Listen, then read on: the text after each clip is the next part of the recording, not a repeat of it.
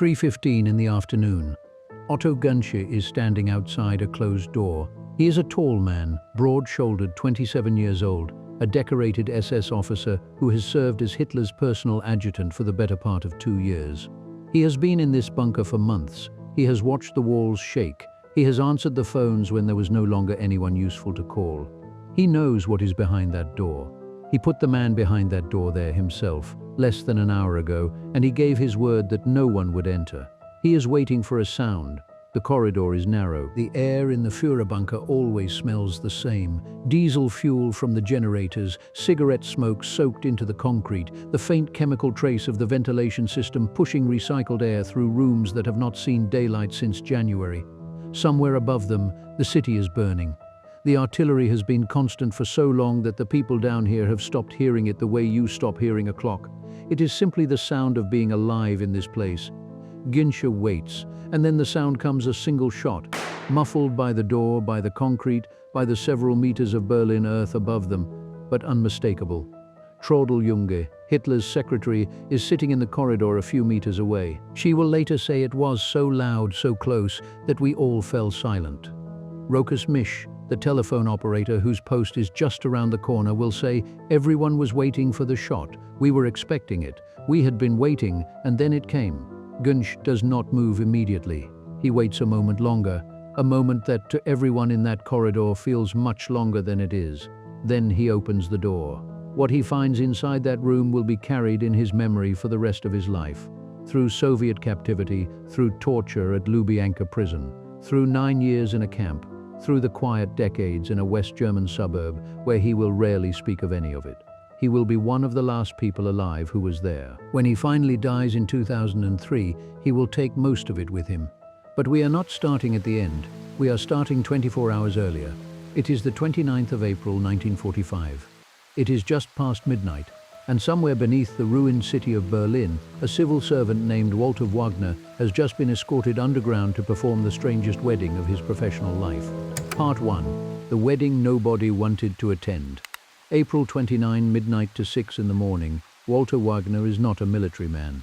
He is a mid-level city administrator, a municipal councillor, technically speaking, and his sudden summons to the fuhrerbunker in the middle of the night is not the kind of invitation one refuses. He has been brought here for a specific and somewhat surreal purpose. Under German law, a civil marriage requires a registered civil authority to officiate. Someone has to say the words. Tonight, that someone is Walter Wagner. The ceremony takes place in the map room of the lower bunker. It is a small space. Everything in this bunker is a small space, and the walls are hung with the large strategic maps that have been Hitler's obsession for months, covered now in notations that chart the contraction of a dying empire. The room smells of paper and stale coffee, and the particular desperation of men who have been staring at bad news long enough to start ignoring it.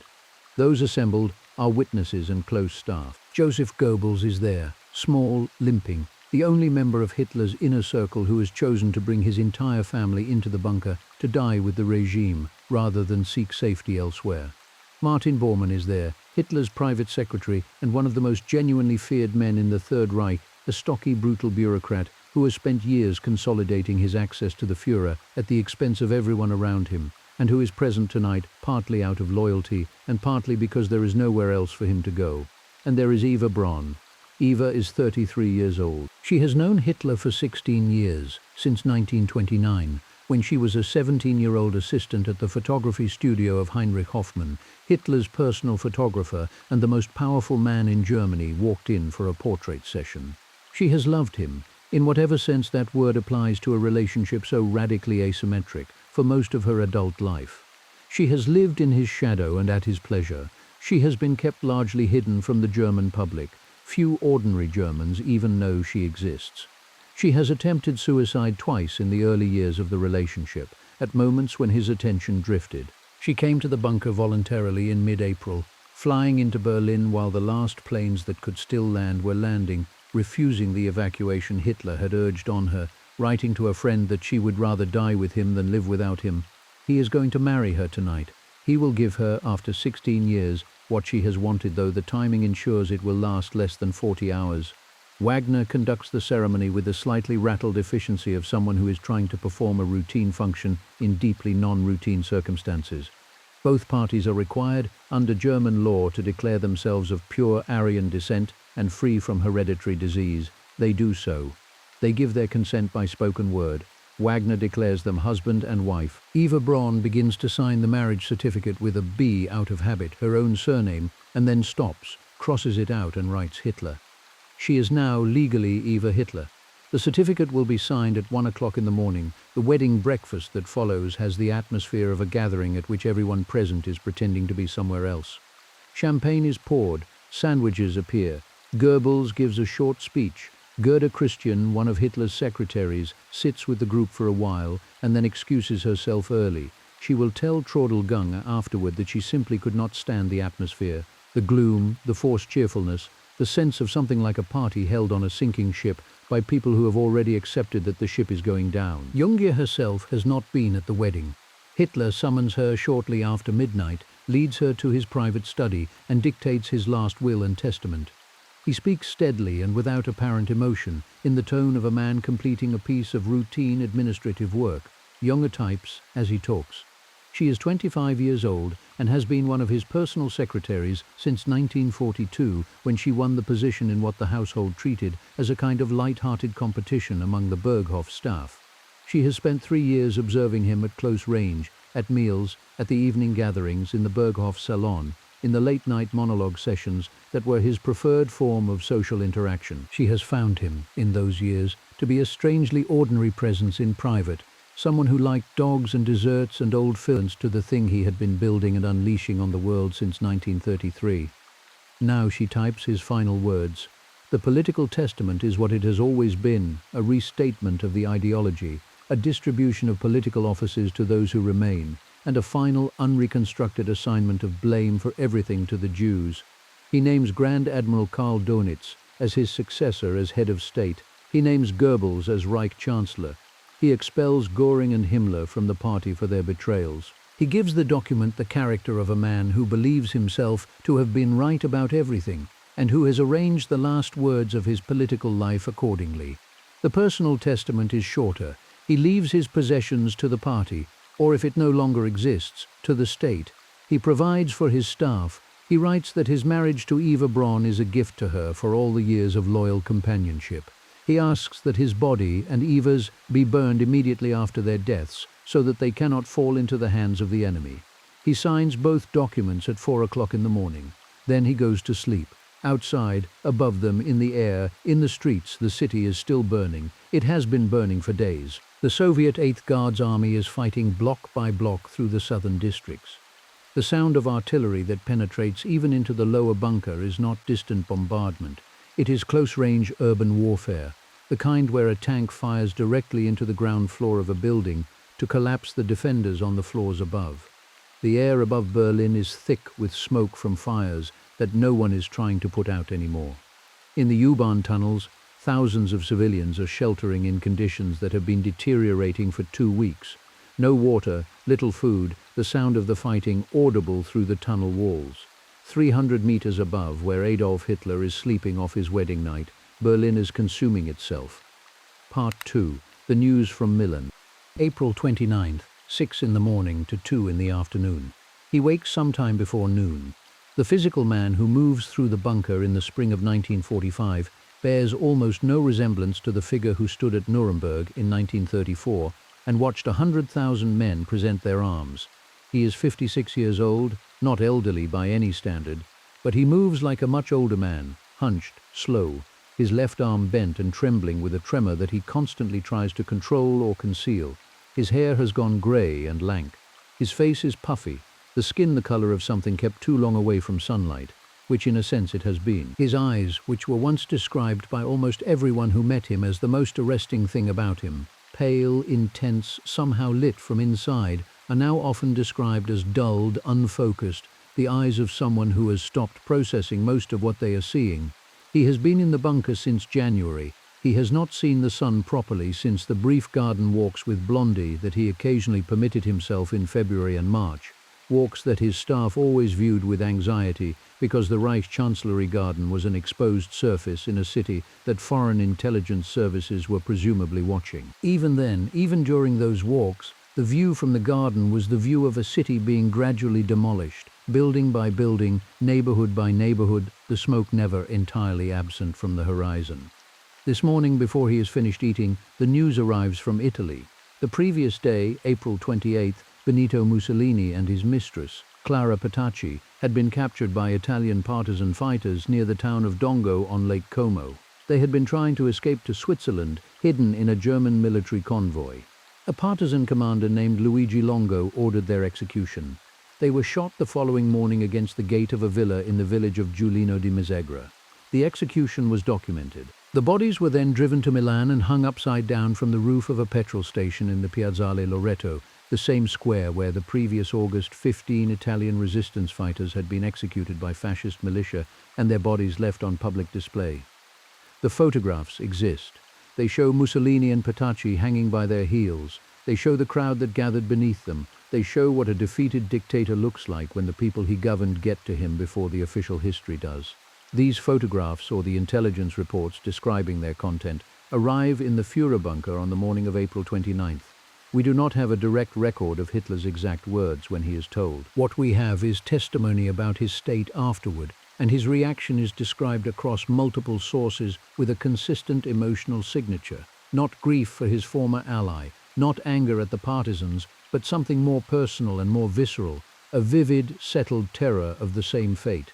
He has been saying for weeks that he will not be taken alive, that he will not be put on display, that the Soviet troops will not get what they came for. The Mussolini photographs make this not abstract but concrete.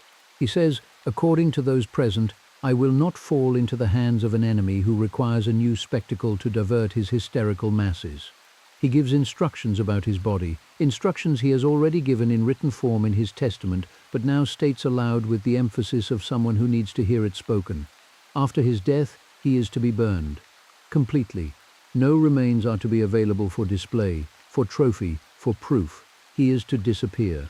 Then in the afternoon he calls for his dog. Blondie is a German shepherd, a large, well-trained animal that has been part of the household since 1941.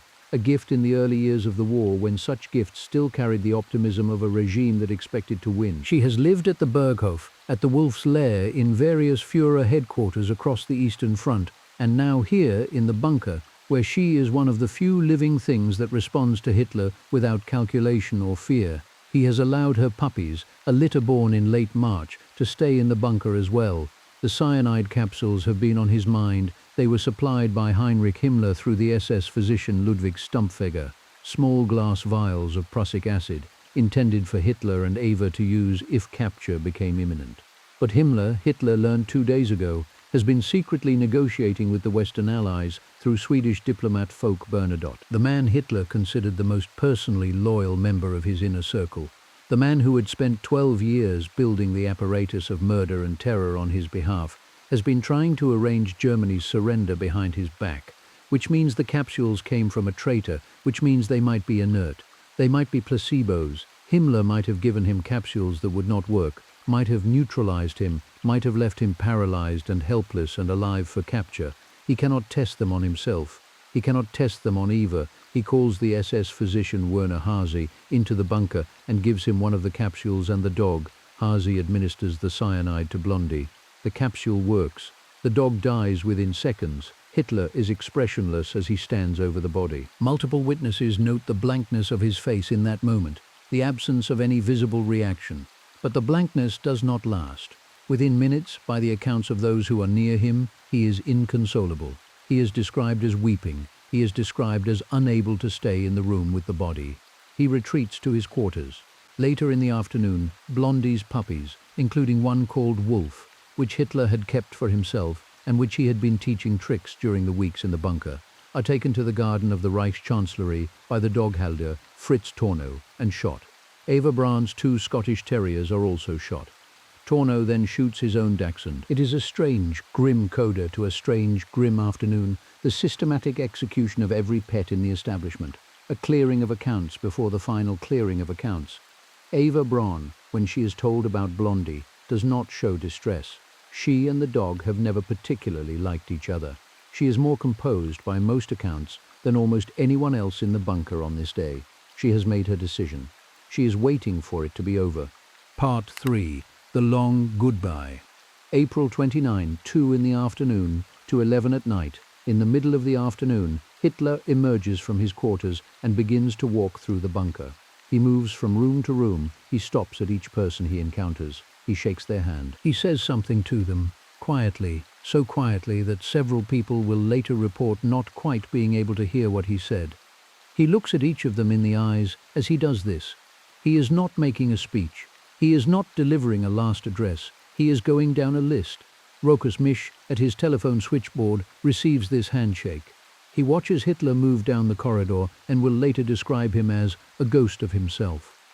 The tremor in the left hand is visible during every handshake, the arm that Hitler will not stop trying to control with his right hand pressed against his body. He is described by multiple people who see him in these hours as resembling someone in the late stages of an illness that has been proceeding for some time. Someone who has arrived, by increments, at the edge of things. He distributes cyanide capsules to his secretaries, Traudl Unger and Gerda Christian. He gives one to Constanze Manziali, his cook. As he hands the capsule to Junger, he says he is sorry he cannot give her a better parting gift, that he wishes his generals had been as brave and as loyal as she and her colleagues have been. He says this with apparent sincerity. The generals he is thinking of, the men who have spent the last weeks of the war making decisions in the field without Hitler's approval, the men who have been quietly trying to surrender to the Americans rather than the Soviets, the men who have continued to exist as professional military officers in a regime that has long since ceased to function as a military command, have become, in his final weeks, the primary repository for his sense of betrayal. The secretaries who typed his manuscripts and poured his tea and listened to his monologues for years are, by contrast, pure. The cyanide capsule Junger holds in her hand is the same type that just killed the dog. She knows this. She puts it in her pocket. At around 2:30 in the morning, the night of April 29th becoming the early hours of April 30th, a larger farewell gathering assembles in the corridor. 20 people or more, the inner circle, plus staff, Goebbels, Bormann, Generals Bergdorf and Krebs and Mohnke, Vice Admiral Voss, the doctors, the adjutants, the secretaries. Hitler comes out and stands before them. He speaks to the group. He speaks softly, almost in a whisper. He says he has decided to die rather than fall into Russian hands. He says he cannot flee the city, that it would be wrong, that someone must stay. He thanks them. He shakes more hands. The group disperses after this second farewell. People return to their posts, or to the small spaces where they have been sleeping and waiting. Some of them drink. The Chancellery wine cellar has been available throughout the siege, and the consumption of alcohol in the upper Vorbunker, where Goebbels' staff and various SS officers have been quartered, has been increasing steadily as the situation outside has deteriorated. Martin Bormann, who is many things but is also a heavy drinker, retires to his quarters. Generals Bergdorf and Krebs, both of whom have been broken men since the war turned, also drink at 6 in the morning. Rokas Misch calls General Mohnke to say that Hitler wants to see him. Mohnke comes down. Hitler receives him in his bedroom, informally, sitting up, dressed but disheveled, apparently having not slept at all. He wants a situation report. Mohnke tells him the truth, which is that the garrison holding the government district has perhaps 24 hours before the ammunition runs out. He expects a major Soviet push on May 1st. He does not expect to hold it. Hitler listens. He says nothing for a while.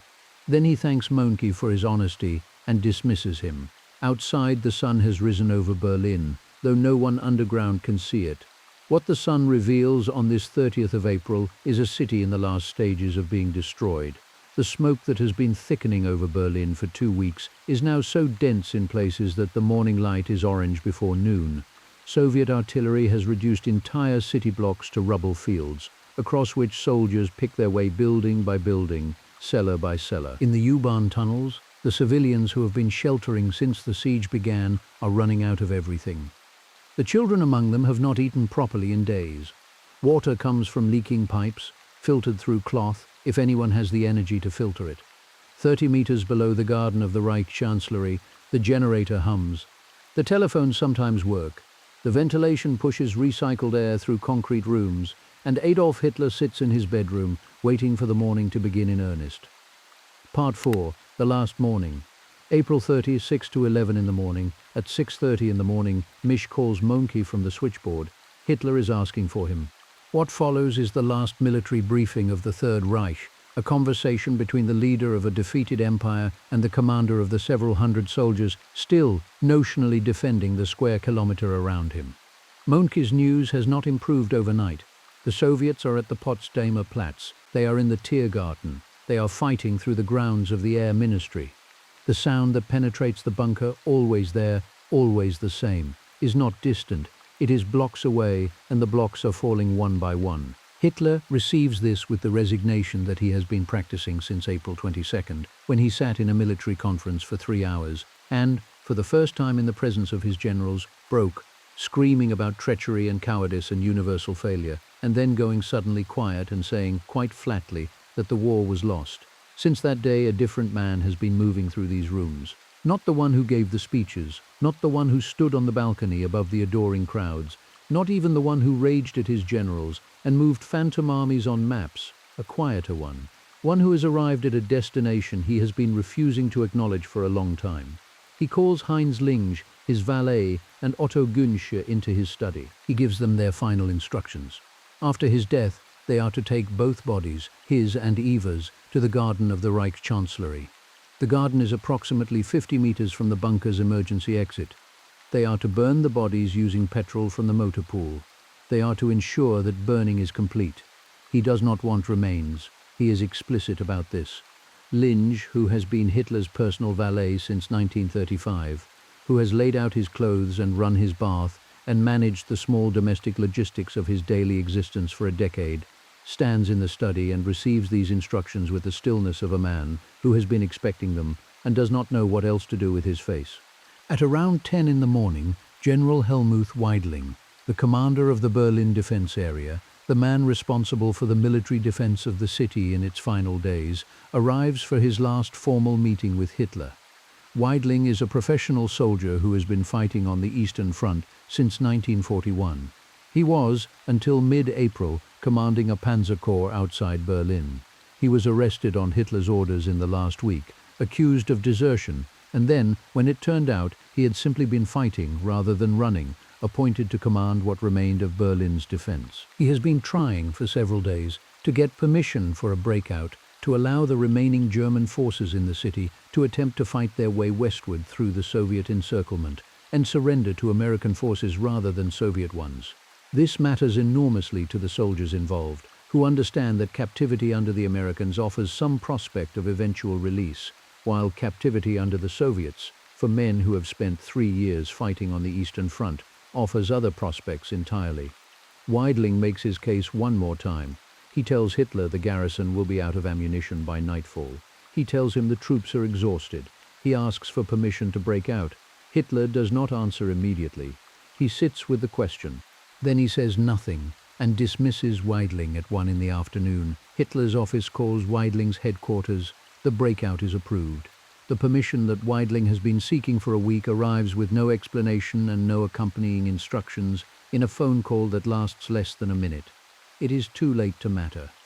By the time the authorization reaches the units it pertains to, the Soviet ring has tightened further. The window for a successful breakout, if there ever was one, has passed, but Weidling plans it anyway. There is nothing else to do. Part 5. The Last Meal. April 30, 11 in the morning to 2:30. Shortly before noon, Hitler calls for lunch. This is not unusual. Throughout his time in the bunker, he has maintained the routines of his domestic life with a regularity that some of those around him have found disturbing and others have found comforting. The meals at the same times, the brief social gatherings in the corridor, the late-night conversations with his secretaries, routine for a man who has spent the last months watching everything he built collapse, has been a form of insistence. We are still here. The clock still runs. The table is set in his private dining area.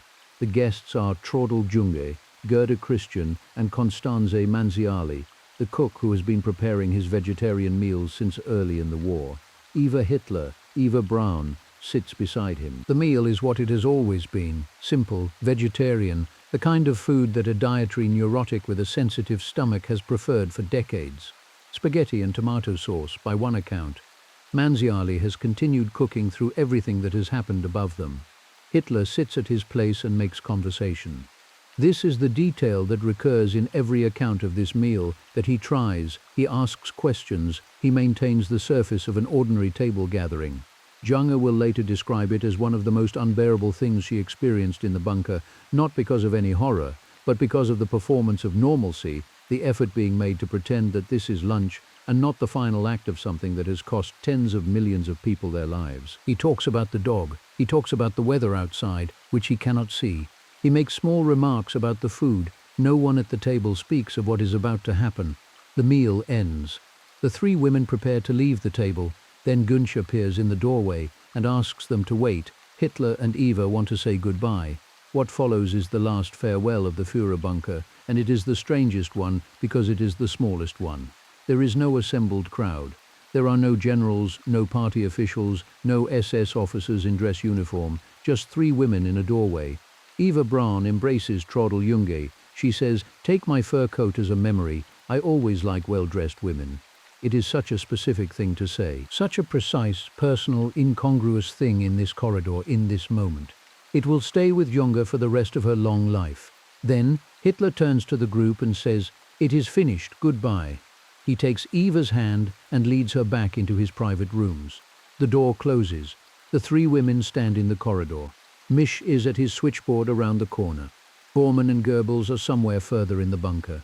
Günsche takes up his position outside the door. They wait.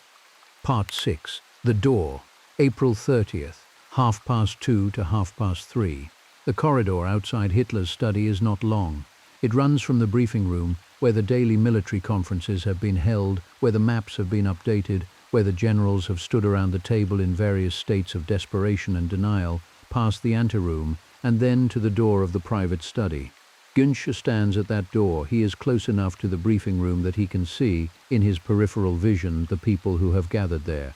Bormann, Goebbels, General Hans Krebs, General Wilhelm Burgdorf. They are waiting too. This is the center of the moment. The closed door and the corridor full of people waiting for what everyone in it knows is coming. In the room behind the door, Hitler and Eva Braun are on the sofa. We cannot know exactly what they said to each other in those final minutes, if they said anything. There are no witnesses. What we have is what was found afterward, and the testimonies of those who entered the room, and the physics of what happened to two bodies in a small space. Eva takes the cyanide capsule, the same type that worked on the dog. She bites down on it. The prussic acid enters her bloodstream within seconds. She loses consciousness almost immediately. Her body remains seated on the sofa, her legs drawn up beneath her, her face, which those who see it afterward describe as contorted, bearing the signature of cyanide poisoning, the muscles in the jaw and face locked in the moment of death. Hitler has the pistol. His personal weapon is a Walther PPK, a compact, reliable 7.65mm pistol that has been part of his personal effects for years. He has also kept a smaller backup pistol nearby, a precaution against the possibility that the larger one might jam. He will not need the backup. The accounts differ on the precise position, whether he was on the sofa beside Eva or in the adjoining armchair, but they agree on the rest. The pistol is placed against his right temple. The trigger is pulled. The sound of the shot reaches the corridor. Junge's description, so loud, so close that we all fell silent. It echoes on through all the rooms. Misch's description, everyone was waiting for the shot. We were expecting it. We had been waiting. And then it came. Nobody moves immediately. The etiquette of this moment, if such a thing can be said to exist, requires a pause.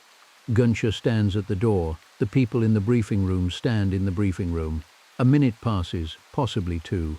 Then Günsche gives Linge a signal. Linge approaches the door with Bormann at his shoulder. He opens it. Part 7. What was inside? 3:30 Heinz Linge enters the room first, Bormann immediately behind him. Linge will later say that he was struck first, not by what he saw, but by what he smelled. Two specific smells, distinct and simultaneous, the sharp chemical bite of gunpowder, and beneath it, something sweet and slightly artificial, the smell of bitter almonds that is the characteristic trace of cyanide. He looks at the sofa. Hitler is slumped slightly against the wall, his head inclined forward and to the right. There is a wound at his right temple. Blood has pooled on the cushion of the sofa and run down onto the carpet, where it has spread in a dark, irregular shape. His face from some angles appears almost peaceful, the face of a man who has fallen asleep in an awkward position. From other angles, from closer, it does not. Eva is beside him. Her legs are drawn up. Her dress, a blue silk summer dress, the nicest thing she owns that she could put on in a bunker, is undamaged.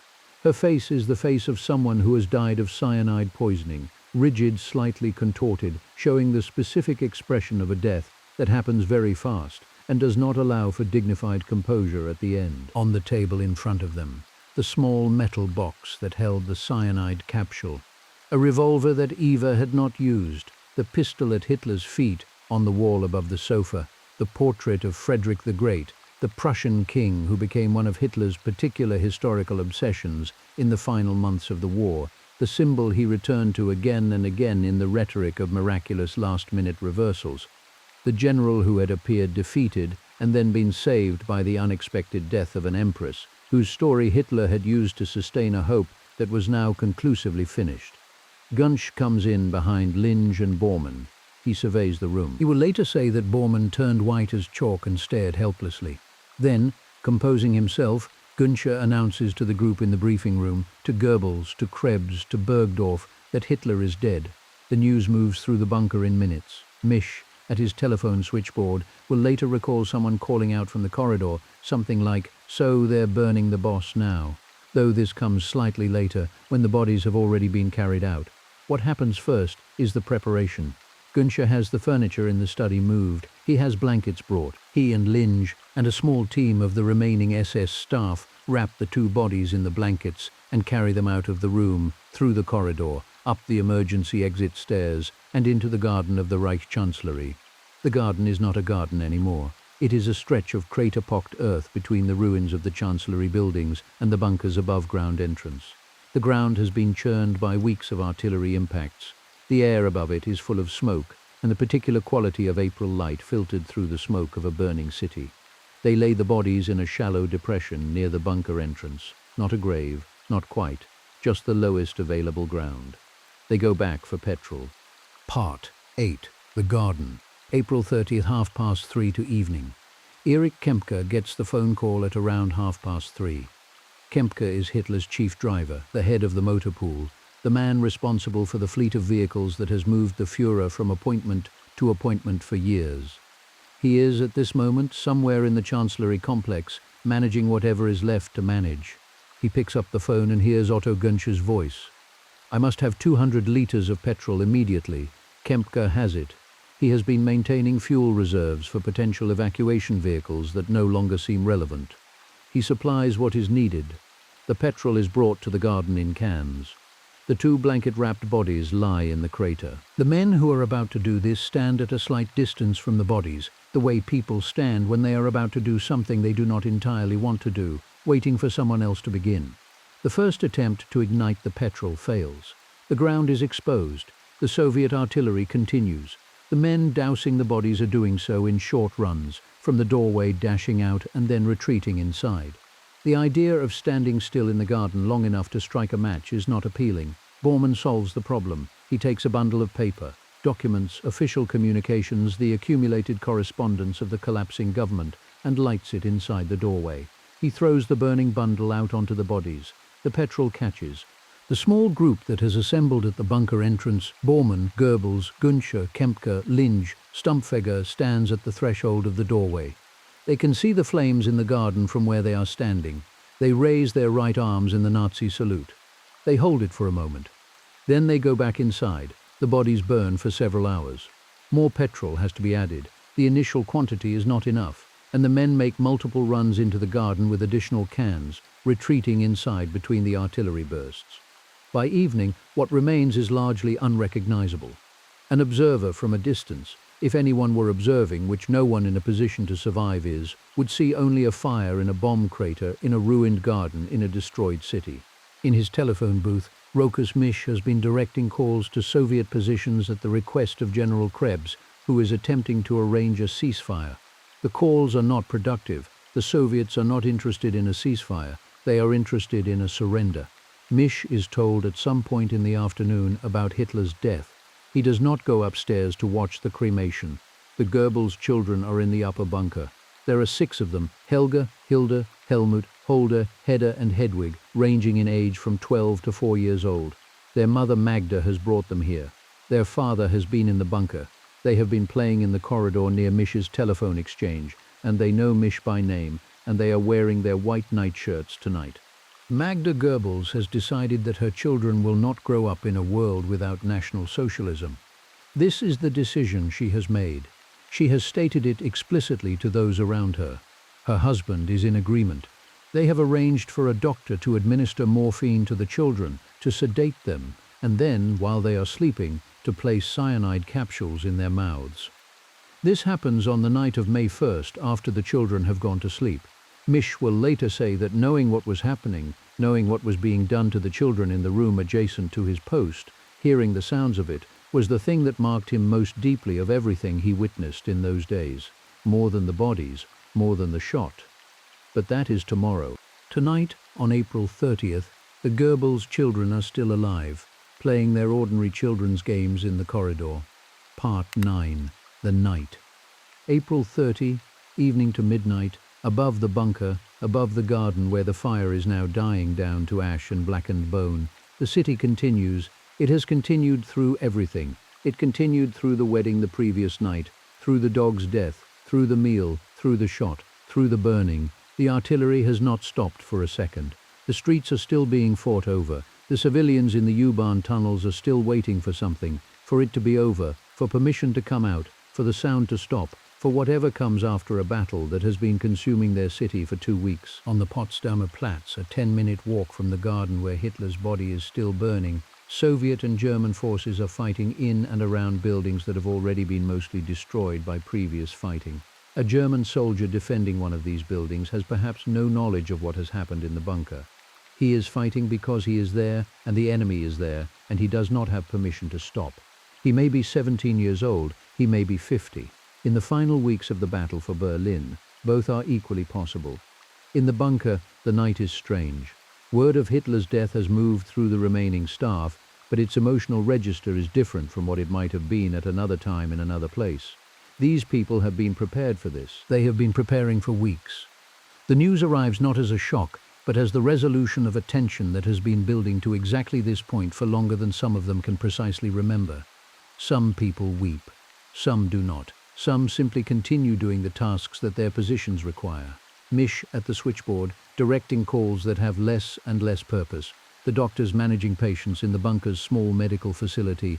Gunshot completing the practical aftermath of the afternoon. Martin Bormann, who has spent years fighting off rivals for access to the Führer, and who now finds that the person he was guarding access to no longer exists, drafts a telegram to Admiral Dönitz, now, officially, the head of the German state, informing him that Hitler has died and that the testament has come into force.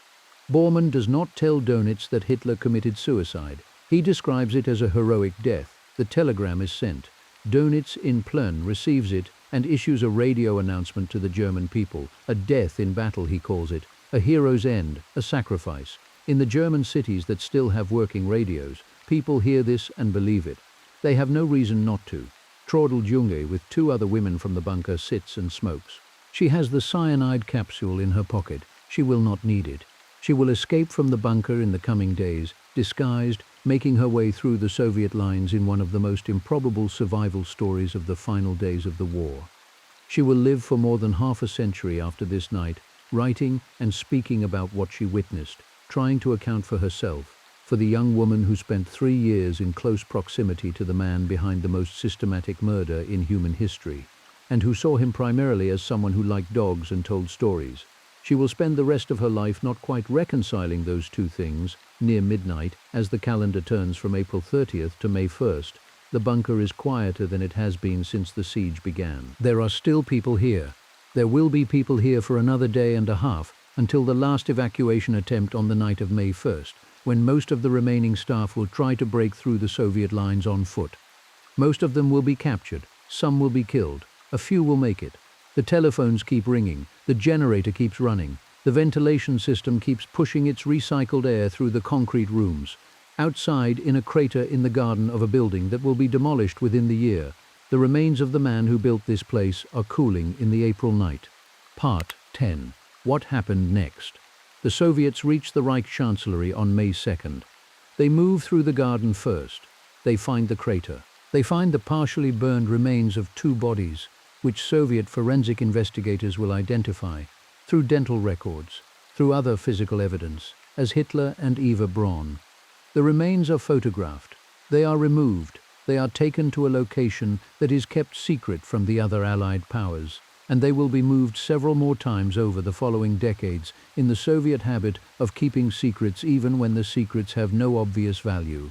Stalin, who is told of Hitler's death, does not believe it, or rather, he does not allow himself to believe it publicly, because the ambiguity is useful to him. He begins a disinformation campaign, claiming alternately that Hitler died of cyanide, that he did not die at all, that he escaped to Argentina, to Japan, to a submarine somewhere in the Atlantic.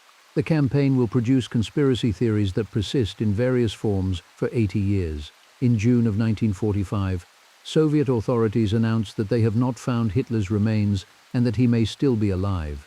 The announcement produces a wave of Hitler sightings across Europe, just as they intended.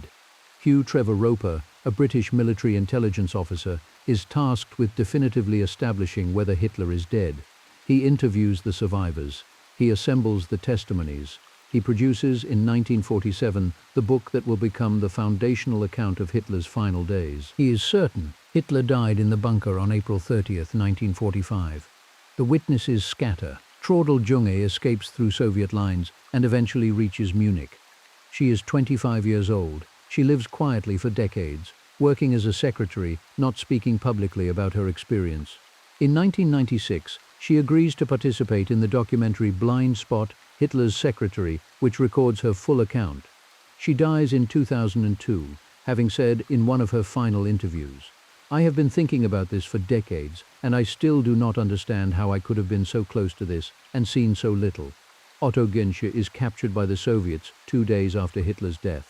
He is taken to Moscow. He is interrogated by Soviet intelligence officers for years, not tortured, precisely, but subjected to sustained pressure, deprived of sleep, kept in isolation, made to repeat his account over and over in the hope that inconsistencies will reveal a lie. He is one of the primary sources for the Hitler book, the comprehensive dossier prepared for Stalin's personal use, compiled from the testimonies of Günsche and Linge, which Stalin kept in his personal files and which remained classified until 2005. Günsche is transferred to East Germany in 1955 and released. He moves to West Germany. He works quietly in a private company. He gives interviews occasionally. He dies in 2003, having confirmed to the end every essential detail of what happened in the bunker on April 30th, 1945. Rokas Misch is captured by the Red Army on May 2nd, fleeing through the U-Bahn tunnels. He spends 9 years in Soviet captivity, first at Lubyanka prison in Moscow, then in various labor camps. He returns to Germany in 1954. He settles in Berlin, in the suburb of Rudow, and opens a small decorating shop with his wife. He does not speak publicly about what he witnessed until 1977, when he agrees to a first interview. Even after that, he is reluctant. His daughter stops seeing him. His grandchildren are sent to a Jewish school in Frankfurt. He is, in his old age, the last surviving person to have been in the fuhrerbunker on the day Hitler died. Journalists find him occasionally in his apartment in Rudow, and he speaks about it in the tone of a man who is not proud of what he witnessed, but cannot make it different by not speaking of it. He dies on September 5, 2013, at the age of 96. Heinz Linge, who opened the door, spends many years in Soviet captivity and also contributes to the Hitler book. He is released in 1955. He writes his own memoir, With Hitler to the End, published in 1980. He notes, in that memoir, the grandfather clock in the anteroom outside Hitler's study, a clock he had been careful to keep running accurately, since Hitler was sensitive about time, and gives the time of death as 10 minutes to 4 in the afternoon. Not all accounts agree on the exact time. Most cluster around 3:30. The clock in the anteroom, whatever its accuracy, was the last clock in the Führerbunker that anyone was paying attention to.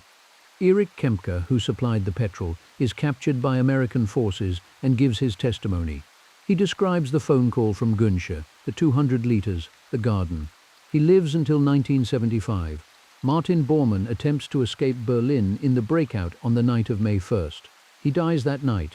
The exact circumstances remain debated, but the most widely accepted account is that he took a cyanide capsule after his escape route was cut off by Soviet forces near the Lehrter Bahnhof. His remains are not found until 1972 during construction work near the railway station. Dental records confirm the identification. Joseph and Magda Goebbels kill their 6 children on the night of May 1st and then commit suicide in the garden of the Chancellery. Their bodies are found by the Soviets. Walter Wagner, the civil servant who officiated at the wedding, dies in the last fighting of the battle for Berlin. He is the person with the smallest role in this story and the shortest time in it, and he does not survive it. Part 11. The place itself. The fuhrerbunker was not destroyed immediately. The Soviets left the underground complex largely intact after the battle. Various Allied officers toured it in the summer of 1945. William Vandervert, a Life magazine photographer, was among the first Western photographers to enter it, documenting the rooms with a candle, since there was no longer any electricity. His notes to the Life editors described the bunker's atmosphere as surreal, and the wider city as a place where you could walk for blocks and see no living thing, hear nothing but the stillness of death, smell nothing but the stench of death. The bunker remained underground through the division of Berlin, through the Cold War, through the decades when the Soviet zone of occupation became East Germany and the land above the bunker became part of a district near the wall. Periodic attempts were made to demolish the structure. It is extremely difficult to demolish a reinforced concrete bunker, and what was achieved was the removal of the above-ground structures and the partial destruction of the underground rooms. When the wall came down in 1989, the area around the former Reich Chancellery became part of the reunified city centre. The land was developed. Apartments were built. Roads were laid. Today, the site of the fuhrerbunker is a car park. There is a single information board at the corner of 2 small streets, installed in 2006, after considerable debate about whether marking the site would create a place of pilgrimage for neo-Nazis, or whether not marking it would simply allow people to park their cars on top of history without knowing what was underneath them. The board is deliberately unglamorous. It shows a schematic of the bunker's layout and a brief factual account of what happened there. Rokas Mish attended the installation ceremony for the board. He was 88 years old. He stood at the edge of the car park and looked at the information board for a while and then went home. The bunker is still there. It is under the car park. The concrete is still concrete. The rooms are still rooms. On the 30th of April 1945, there were approximately 50 people in and around that structure who were alive at noon, and of those 50, more than a dozen who were dead or would die by midnight. Of all the days in the history of that place, that day is the one that ended it.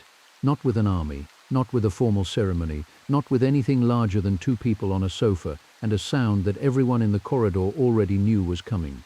Epilogue, the street above. There is one last thing worth saying.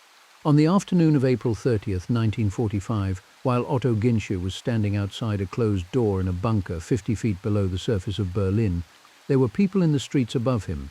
Not many. The city had been largely emptied of its civilian population by weeks of fighting and the city government's belated, disorganized evacuation efforts. But not entirely empty.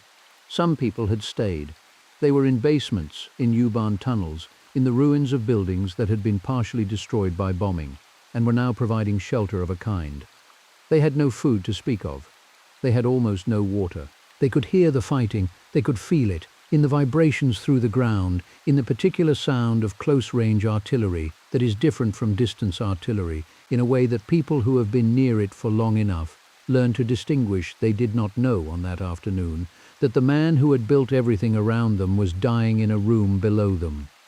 They would find out from a radio broadcast the following day. They would hear the words heroic death and sacrifice, and they would understand that it was over, though the understanding was complicated by the fact that the Soviet soldiers were still in their streets and the fighting was still happening and over did not yet mean what they wanted it to mean. What they knew on that afternoon was the city around them, the rubble, the smoke, the particular quality of light through destruction. Later, the Life photographer Vandervert would write that Berlin in the weeks after the battle smelled of death, not metaphorically but literally, the smell of the unrecovered dead in the cellars and under the rubble. For every inhabitant of Berlin that remained in April 1945, There were 30 cubic meters of rubble. In the car park on Gertrude Kolmer Straße on a Tuesday afternoon in the 21st century, children sometimes run between the parked cars while their parents shop. The information board is there, if you know to look for it. Most people do not look for it. The concrete is 50 feet below. The rooms are still there. This has been Epilogue. Goodbye.